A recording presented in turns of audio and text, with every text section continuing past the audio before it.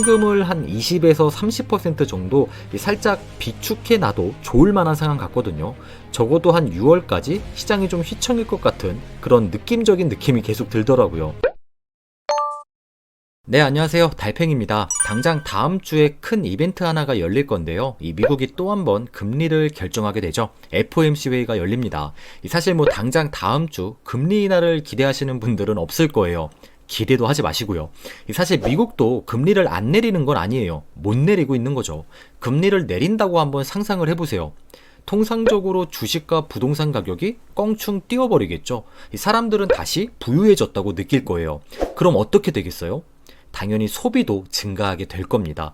개인들만 소비가 증가할까요? 금리가 낮아지면 대출 비용이 감소하는 거니까 가게나 기업의 소비도 증가하게 되겠죠. 이런 모든 게 다 물가 상승으로 연결이 될 거예요. 또 자국 화폐까지 약세화 될 거니까 수입품 가격이 오르면 이것도 인플레이션에 일조할 수 있을 거고요. 물론 제일 큰 문제는요, 기대 효과 때문입니다. 미국이 금리를 내리겠다는 정책 자체가 이 사람들의 인플레이션 기대치를 높이는 효과죠. 물가가 더 오를 거라고 예상되면 보통 사람들은 어떻게 하겠어요? 지금 더 많은 것을 미리 사두려고 할 겁니다. 물가는 당연히 높아지겠죠. 그래서 지금이 참 아이러니한 상황이에요. 적어도 올해 3번의 금리 인하를 해서 4.75%까지 기준금리를 낮추고 싶어하는 연준이지만 이 물가 상승률은 안 잡히지, 노동시장은 오히려 더 강하지, 이 금리를 내릴 만한 명분이 정말 없는 상황이라는 거예요. 하지만 이미 금리 인하 3회 말을 내뱉어버렸죠. 시장은 또 좋다고 그간 상승을 해왔고요. 현재 미국의 금리가 5.5%입니다. 절대 낮은 금리가 아니에요. 높은 축에 속하거든요. 금리 인하는 시작도 하지 않았어요. 그럼에도 불구하고 물가는 오히려 상승했습니다. 지금도 이런데 당장 6월까지 연준이 자신감을 얻을 만한 그런 물가 상승률을 갑자기 받아볼 수가 있을까요? 그래서 최소 7월 전까지는 금리 인하가 나오긴 굉장히 어려운 상황이에요. 상황이 이렇게 계속 악화된다면 금리 인하 기대감은 7월이 아니라 9월로 또 미뤄지게 될 테고요. 우리는 그동안 계속 더 높은 금리 구간에 갇혀 있게 될 거예요. 이 한낱 개인 투자자인 저의 주관적인 생각이지만요, 이 현재 돌아가고 있는 상황을 보면 현금을 한 20에서 30% 정도 살짝 비축해 놔도 좋을 만한 상황 같거든요. 적어도 한 6월까지 시장이 좀 휘청일 것 같은 그런 느낌적인 느낌이 계속 들더라고요. 아마 현 시점에 몰빵 투자하지 않으시고 이 현금을 조금 보유하신 분들은 꽤 적절하게 사용할 만한 그런 조정 구간이 적어도 한두 차례 정도는 충분히 나올 만한 상황 같아요. 결론부터 말씀드리면 다음 주 FOMC 회의 당연히 금리 인하는 나오지 않을 겁니다. 시장도 전혀 기대를 안 하고 있는 눈치예요. 그래서 아닌 밤중에 홍두깨처럼 금리 인상 카드만 나오지 않는다면 당연히 시장에는 그다지 충격을 주지 못할 겁니다. 하지만 다음 주 회의는 이전 회의들이랑은 느낌이 조금 다를 것 같거든요. 예상보다 물가 상승률이 요즘 너무 뜨겁잖아요. 자폐긴커녕 오히려 상승하고 있어요. 지금 높은 금리대임에도 불구하고요. 거기다가 노동시장은 또 강력하기까지 해요. 연준이 금리 인하를 할 만한 구실이 전무하다는 의미입니다. 그래서 다음 주 미국의 FOMC 회의에서는요, 금리 인하에 대한 기대감은 사실 없을 거예요. 대신에 다음 주 회의에서 보여지는 연준의 태도나 연준이 올해를 대하는 금리 전망, 경제 전망에 포커스가 확 잡힐 것 같거든요.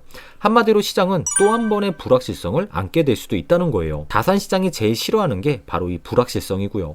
그동안 연내 금리 인하 3회만을 바라보고 환호하던 시장이었는데 연내 금리 인하가 한 번 혹은 많아야 2번이 될 수 있다고 하면 당연히 시장은 실망할 수밖에 없을 거예요. 그래서 다음 달 회의보다 6월에 나오는 점도표, 이 점도표가 꽤 중요해질 것 같거든요.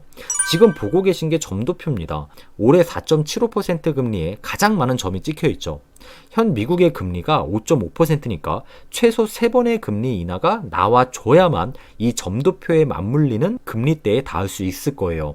결국 이 점도표로 향후 연준의 통화정책 방향을 대충은 우리가 가늠해 볼 수 있다는 거죠.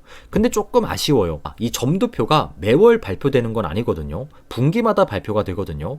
3, 6, 9, 12월에 발표가 되는데요. 이전 달 3월에 발표가 됐으니까 이제 6월에 또 한 번 업데이트가 될 거예요. 가뜩이나 금리 때문에 불안한 시장에 정말 중요한 지표가 될 수 있겠죠.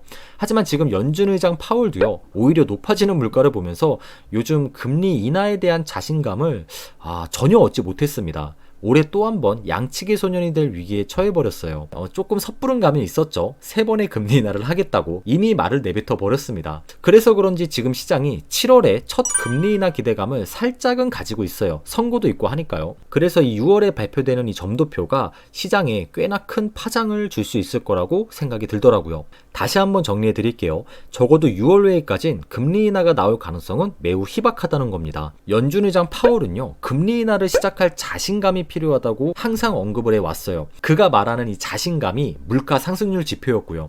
하지만 잡히긴커녕 어떻게 됐어요? 되려 높아졌습니다.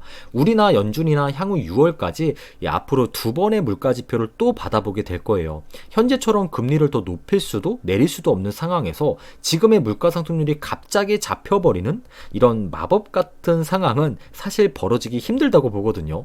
차라리 노동시장이라도 약했으면 미국 연준이 딱 금리 인하 해주고 영웅처럼 행세할 수가 있을 텐데 실업률 증가는커녕 오히려 감소했습니다. 이런 걸 보면 미국은 진짜 강한 것 같아요. 아무래도 미국 경제가 서비스업을 좀 중심으로 성장을 해왔잖아요. 그래서 제조업에 비해선 생산성도 낮고 자동화도 어려워서 그런지 높은 기준금리에도 불구하고 이 실업률이 조금 덜 민감하게 반응하는 경향이 있는 것 같아요. 결국 경기가 매우 안 좋아진다던가 노동시장이라도 약화가 된다거나 아니면 물가 상승률이 급격하게 낮아지는 마법 같은 상황이 보여진다던가 이 3가지 중 하나라도 보여지지 않는다면 연준은 당장 금리를 내릴 만한 명분이 정말 없다는 겁니다. 그래서 전 적어도 7월 전까진 금리 인하 기대감을 고이 접어둘 생각입니다. 매달 발표되는 물가 지표 그리고 고용 지표에 우리가 조금 더 집중을 해봐야 될 것 같고요. 분기마다 발표되는 점도표, 당장 6월에 나올 점도표를 우리가 집중해서 좀 꼭 참고해봐야 될 것 같아요. 정말 공부를 하면 할수록 과연 7월에 혹은 9월에 연준이 예고한 대로 첫 금리 인하가 나올 수 있을지 연준의 행보가 굉장히 궁금해지네요. 구독자분들은 올해 금리가 어떻게 될 거라고 생각하시나요? 첫 금리 인하가 언제쯤 나올지 댓글 하나씩 남겨주시면 저도 같이 참고해 보도록 하겠습니다. 오늘도 끝까지 시청해 주셔서 진심으로 감사드리고요. 조금이나마 도움이 되셨다면 좋아요와 구독 꼭 알람 설정까지 부탁드립니다. 즐거운 주말 보내세요. 감사합니다.